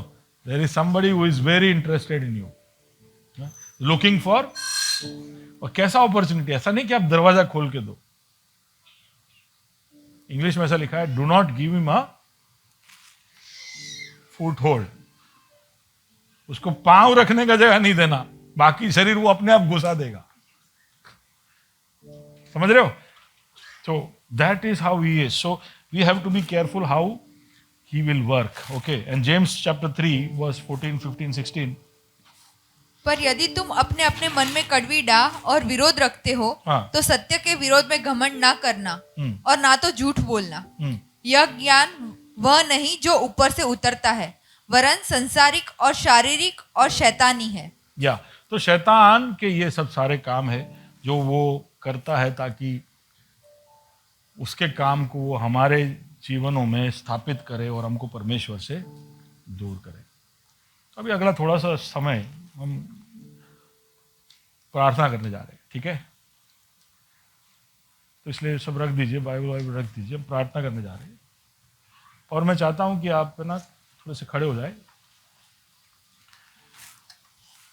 Keep the display on. या किसी एक व्यक्ति को ढूंढिए, जल्दी से किसी एक को ढूंढिए, आसपास में है, ढूंढिए। And we are going to now pray, है ना? हम उसके लिए प्रार्थना करने जा रहे हैं। तो अगर पति पत्नी साथ में बैठे तो पति दूसरे किसी को ढूंढ ले,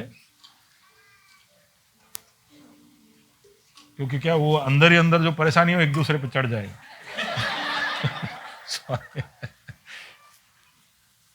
ओके, मिला? तभी हम प्रार्थना करने जा रहे हैं। Okay, we are going to intercede for each other. हम प्रार्थना ये करेंगे कि प्रभु धन्यवाद देते हैं कि तूने शैतान के कामों को नाश किया है, तूने इंसानियत के लिए वो हासिल कर दिया, लेकिन हमारे जीवन में उसको हम अनुभव कर पाए, इसके लिए तू कार्य कर। खास करके हम जिसके लिए प्रार्थना करने जा रहे हैं उनके जीवनों में शैतान का जो काम है, जो पाप और गुलामी का, दूसरा झूठ और छल का, तीसरा आत्मिक अंधापन का, चौथा उस पर जो पीड़ा या उसको कैदी बनाने का, या उसमें कोई उसके जीवन में कोई भी तरह का भय हो, या हमारे बीच में फूट उत्पन्न करने वाली बातें हो, तो ये सब के ऊपर प्रभु जी हमें एक आज़ादी चाहिए। तो इसलिए जल्दी से किसी का हाथ पकड़िए। आप प्रार्थना करने जा रहे हैं तो यू गोइंग टू जस्ट, आप उसके कंधे पर हाथ रख सकते हैं, आप उसके हाथ को पकड़ सकते हैं। और मैं चाहता हूं कि थोड़े ऊंची आवाज में ना, डर डर कर नहीं बोलिए, मुझ में भय की नहीं पर सामर्थ्य और प्रेम और संयम की आत्मा है। हालेलुया के साउंड में बड़े क्लैरिटी के साथ प्रभु का आत्मा आपको जो अगुवाई दे, उस बात को लेकर अभी हम प्रार्थना करने जा रहे हैं। प्रभु जी धन्यवाद, धन्यवाद, धन्यवाद, धन्यवाद। Yes, thank you Lord, thank you Jesus, thank you Jesus, thank you Jesus.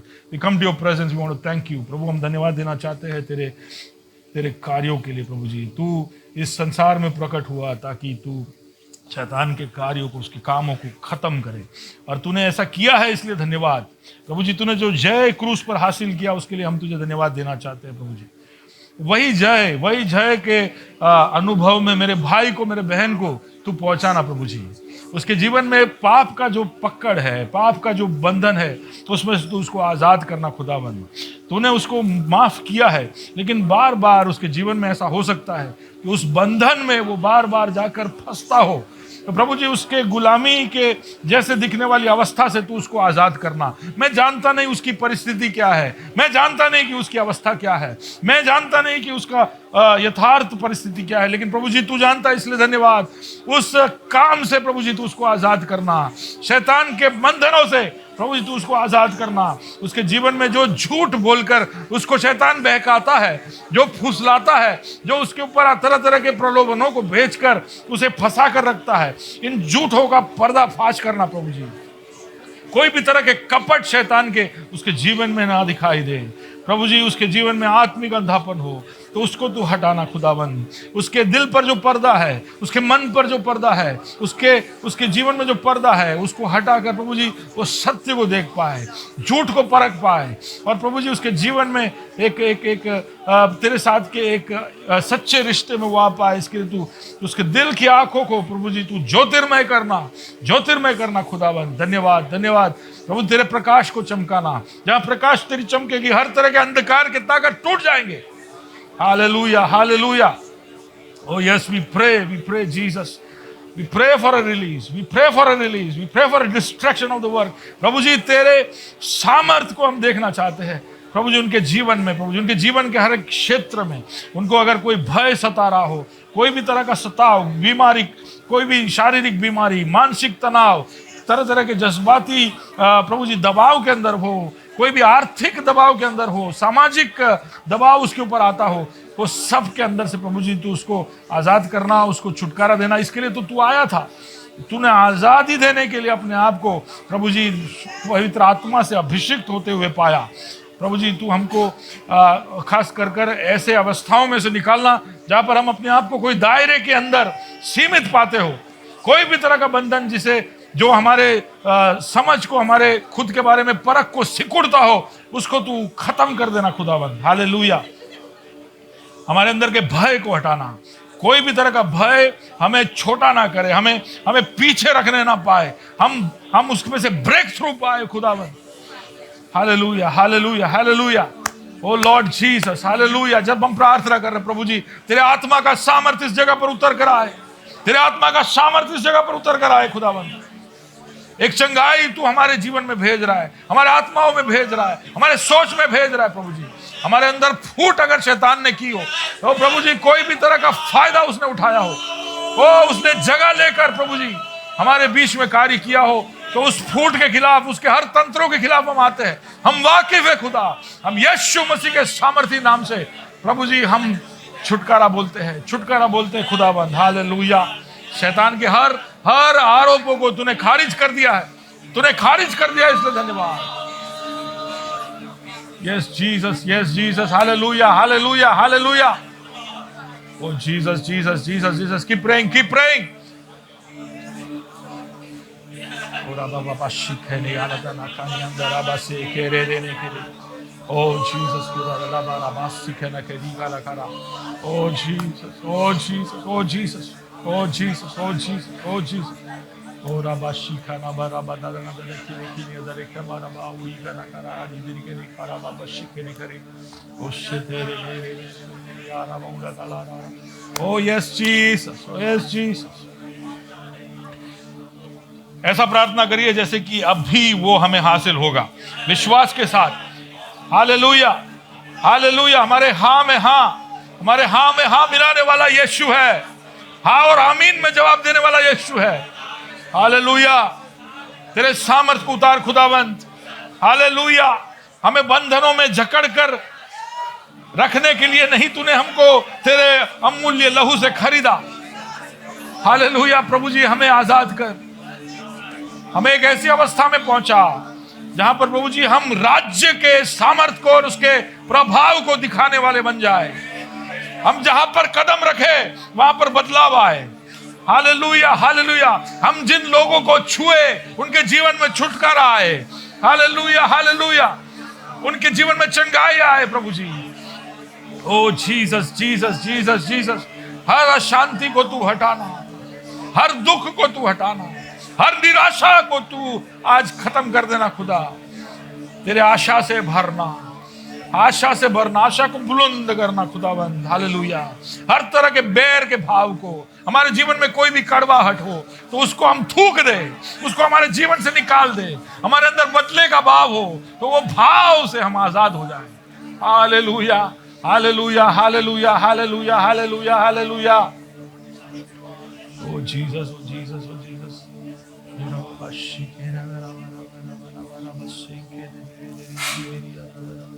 O Jesus, Jesus, Jesus. प्रार्थना जारी रखिए, प्रार्थना जारी रखिए। प्रभु जी धन्यवाद, धन्यवाद, धन्यवाद, धन्यवाद, धन्यवाद,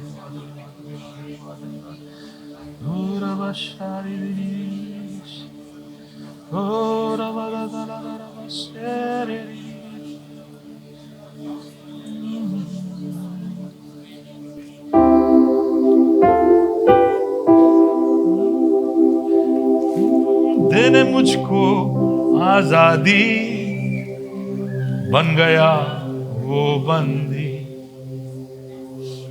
दोष मेरे मिटाने बन गया वो अपराधी। देने मुझको आजादी, बन गया वो बंदी, दोष मेरे मिटाने बन गया वो अपराधी मेरा मसीह।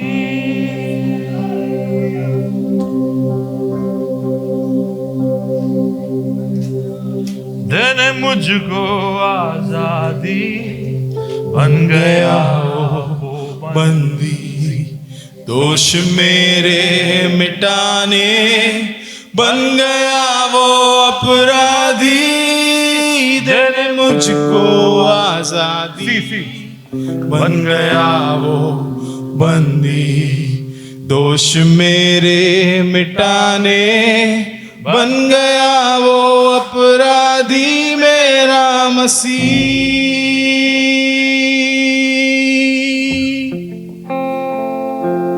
मेरा मसीह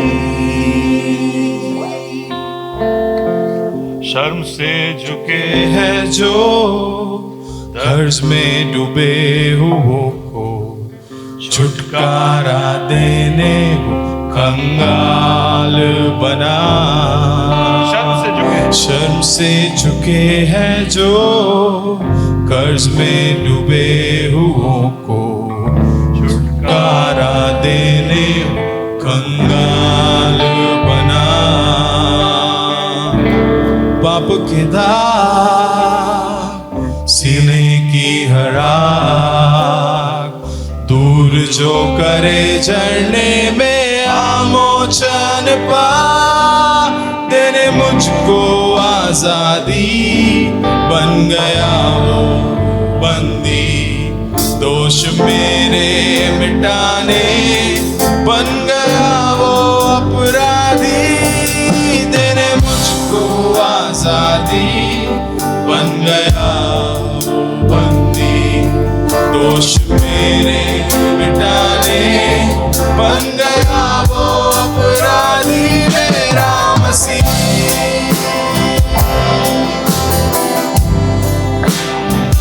मेरा मसीह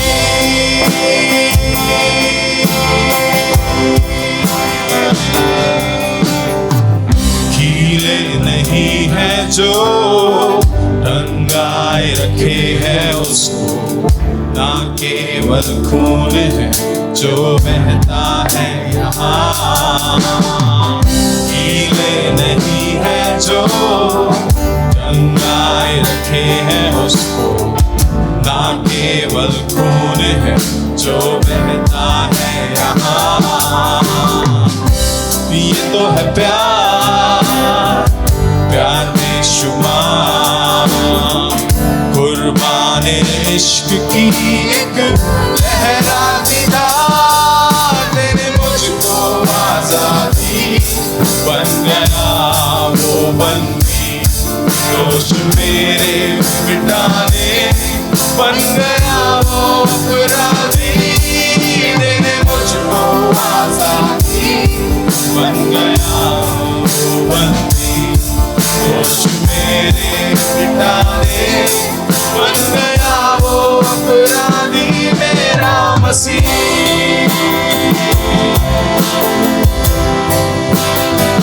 मेरा मसीह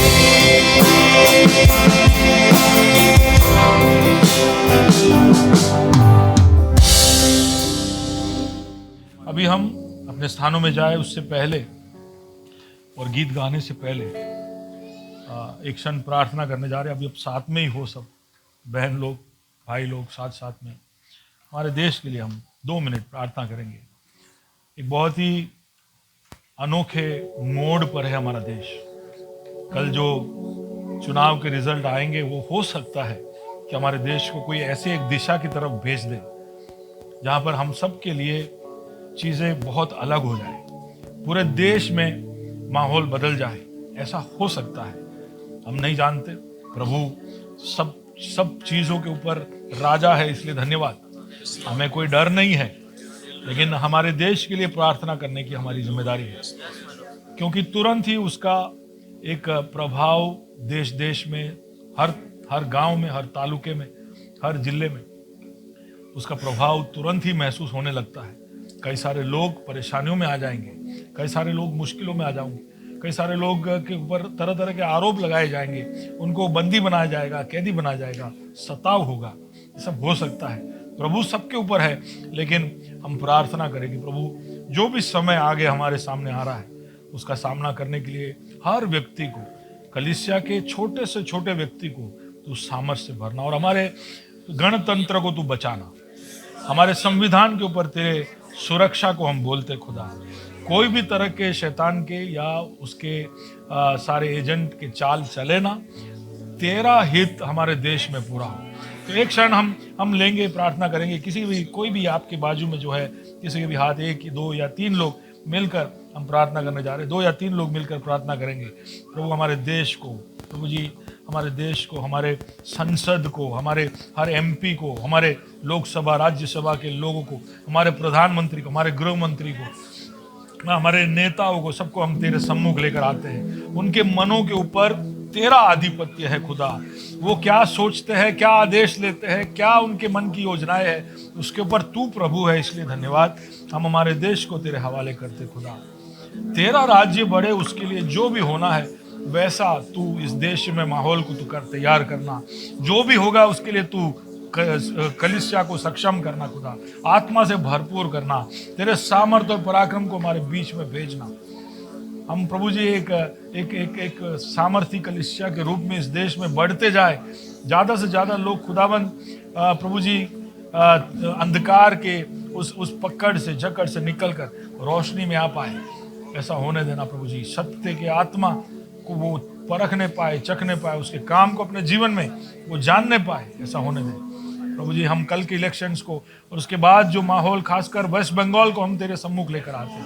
वहाँ पर जो भी परिस्थितियाँ है प्रभु जी, शायद विश्वासी गण नहीं है, शायद दूसरे लोग हैं, लेकिन प्रभु जी कोई भी तरह का अन्याय वहाँ होने ना पाए। इस देश में न्याय हो, इसके लिए हम प्रार्थना करते हैं। इस देश की अखंडता को तोड़ने वाले हर ताकत के खिलाफ हम आते हैं। इस देश में एकता आए प्रभु जी, मेल जोल के साथ हम आगे बढ़ पाए। इसके खिलाफ कार्य करने वाले ताकतों के सामने हम कलीसिया मिलकर आते हैं। हम इन देशों से, इन राज्यों से काफ़ी दूर है, लेकिन हमारी प्रार्थना इनके बहुत करीब है खुदा, क्योंकि वो तेरे सिंहासन के पास आते हैं और तू हर जगह पर है खुदा। प्रभु जी धन्यवाद कि तुम्हारे प्रार्थनाओं को सुन रहा है। Thank you Lord, thank you Lord. हमारे बीच में ऐसे लोग हैं जिनको प्रार्थनाओं की ज़रूरत है, जो बीमार है, जो अलग अलग तरह की आर्थिक परेशानियों में है। आज कुछ एग्ज़ाम्स चल रहे हैं, बच्चे एग्ज़ाम्स देने गए हैं, कुछ लोगों के रिजल्ट आने वाले हैं, गर्मी का माहौल है, बहुत सारी बातें हैं जिसको लेकर हमें निरंतर प्रार्थना करने की ज़रूरत है। प्रभु जी हमें सबको एक प्रार्थना का मन देना। हम तेरे सम्मुख आए, तुझसे बात करते रहे, तुझसे याचनाएं करते रहे और मध्यस्थता करते रहे। इसके लिए तू हम सबकी मदद करना। सबको तेरे हाथों में सौंपता हूँ। एक साथ मिलकर तेरे मेज़ में भाग लेने का तूने जो मौका दिया, उसके लिए धन्यवाद।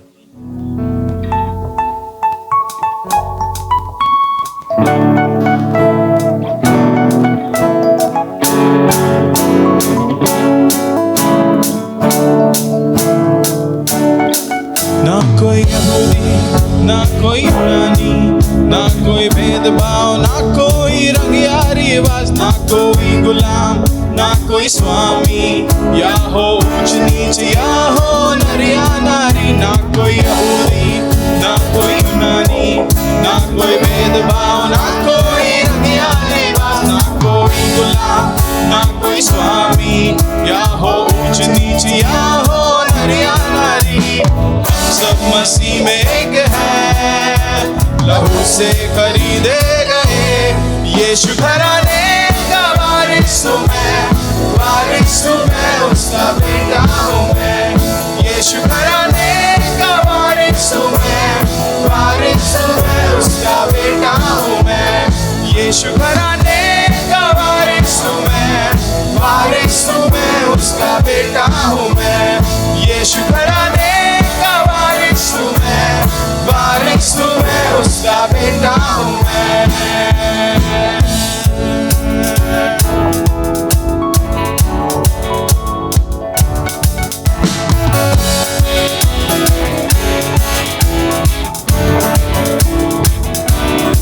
नया आगाज है, नई पहचान है, नया दिल तेरी रूह से भरा है। मुझे नई आवाज है, नया अंदाज है, तेरे नाम के लिबास में ओढ़ा मुझे। हम सब मसीह में एक है, लहू से खरीदे गए। यीशु घराने का वारिस हूँ मैं, उसका बेटा हूँ मैं। यीशु घराने का वारिस हूँ मैं, उसका बेटा हूँ मैं। यीशु घराने का वारिस हूँ मैं, उसका बेटा हूँ मैं। यीशु घराने का वारिस हूँ मैं, उसका बेटा हूँ मैं। राजाओं का राजा तू, मेरा पिता भी है तू। अब कोई शस्त्र न रोके मुझे, शत्रु की